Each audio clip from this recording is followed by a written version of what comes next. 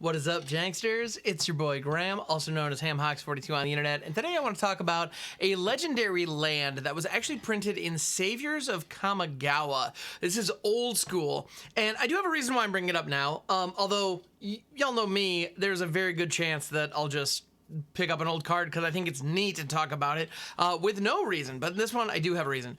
Oboro, Palace in the Clouds. So this is a land that was originally depicting one of the homes of the Soratami, the moon folk on Kamigawa, which is literally a palace in the clouds. It is a freaking sky city. It just is what it is. Pretty darn cool. Oboro's a neat place. But this particular land was special in a lot of ways. Now, it was a legendary land, meaning you could only have one on the battlefield, like any legendary. So that is a very significant downside. And it could tap to add blue to your mana pool. You could then pay one generic and return Oboro, Palace in the Clouds to its owner's hand. This card is nothing short of excellent at what it does. And what it does is reload itself. Obviously. So the reason that that's valuable is because of things like landfall triggers. That's really kind of an obvious use for it, right? If you have the ability to play multiple lands on your turn, say you have like an Azusa, Lost but Seeking down, you can drop this, get any landfall triggers off your Lotus Cobras, off your Scoot Swarms, whatever the case may be. You can then tap Oboro for the one blue and then use that one blue to return it to your hand and then take advantage of your additional land drops for the turn. So in any kind of landfall strategy, this card is nothing short of fantastic. And then in Commander, the legendary downside isn't really a downside at all. Like, legendary on a permanent is a downside specifically in settings where you want to be making copies of things or where you may draw multiple of them in a given game. If you have 4 Oboro, Palace in the Clouds in like a modern deck, for example, and you were to play one and then you draw another one, it's basically a dead card in your hand. Because, especially in the case of Oboro, because the benefit that it gives you is the ability to bounce it back into your hand. Well, if I already have another one in my hand, like, it's not helping me at all. What the heck? You know, granted, there are some weird situations where if you want lands into your graveyard, it could then put itself there with the legend rule and that kind of thing. But for the most part, that's feels bad. And that's one of those situations that we see ourselves, we see happening right now with the legendary lands from Kamigawa Neon Dynasty. You know, your Basajos and your Takanumas and whatnot. Those we don't generally want more than one, maybe two in any given deck. And if we do have a lot of them, we want to beef up our other lands to make up for it. Because the truth of the matter is, if I want 24 lands in a given deck and I choose 4 of them to be the same named channel land, the reality is I'm not going to hit my 3rd or 4th land drop very often, and it's not because I don't have the lands in my hand, it's because I literally can't play them because they're legendary. But in the case of, but anyway, again, in Commander and things, that's just not the case. So Oboro, Palace in the Clouds has been a very expensive card because just about every deck that is running AC or Tatiova or any of the Omnaths that have blue in them, like pretty much any situation where you want landfall triggers, Oboro is fantastic.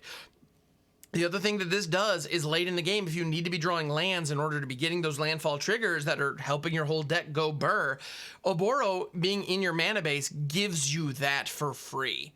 Like, just straight up, which is something that is priceless in that style of deck. You know, if you need to draw a land and you don't, well, you just tap Oboro, bounce it up, then play it again, and, you know, you're doing the thing.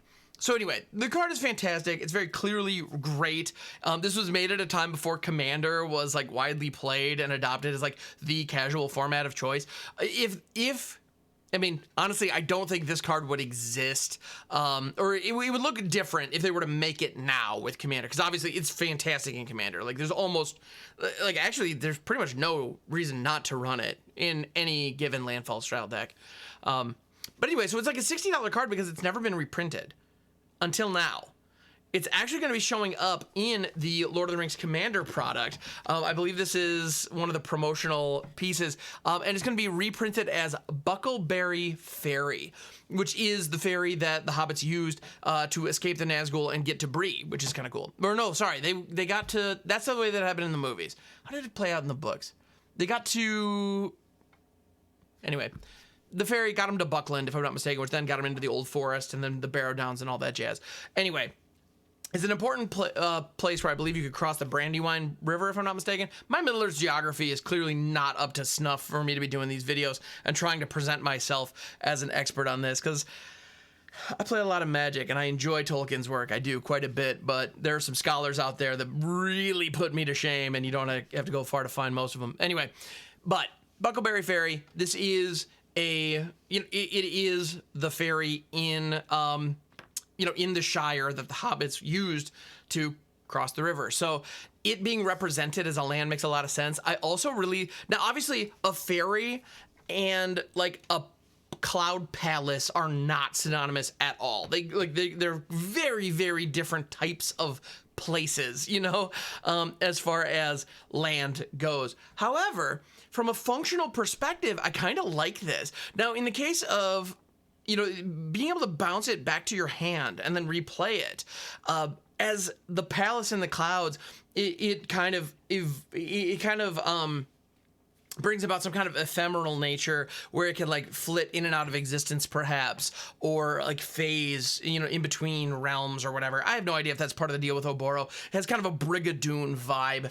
At least that's the impression I get out of it, which as somebody who is not living within the clouds, it shifting and moving and being one place at one time and then another makes sense. Like it not being tied to the physical locations on the earth of the, or on the ground makes a lot of sense. And so that being manifest as a bounceability. All right, cool. And that actually lines up also really nicely with the Soratami from the original Kamigawa block, where they had benefits for bouncing lands to your hand. Like that was something that they all did. You would get some kind of benefit if you returned like a land or two lands into your hand, which obviously had some benefits. And it also kind of lends itself to landfall strategies in certain ways if you want to get a little interesting. But in any event, the ferry, however, is a bit of a different take on it, because in this case, the ferry goes from one side of the river to the other. So it will, if you're on one side of the river, the ferry will leave. It will disappear, but then it will come back. I think that's kind of cool. It's simple in what it does, because this land bounces back to your hand, then comes back onto the battlefield. It goes back and forth between your hand and the battlefield. The ferry goes back and forth from one side of the river to the other. So it's a simple. It's very simple, but I love it. Anyway, I dig it. Honestly, it's such a basic, simple card that is exceptional and incredibly valuable to Magic players. And right now, actually, what has made it valuable has primarily been scarcity. So like I said, pretty much any commander deck that leverages landfall effects with blue, you probably are going to want a copy of Oboro in there, or at least you want to consider it. But paying $60 for one strip of cardboard is a bit excessive. It just is. Like, that's an expensive card.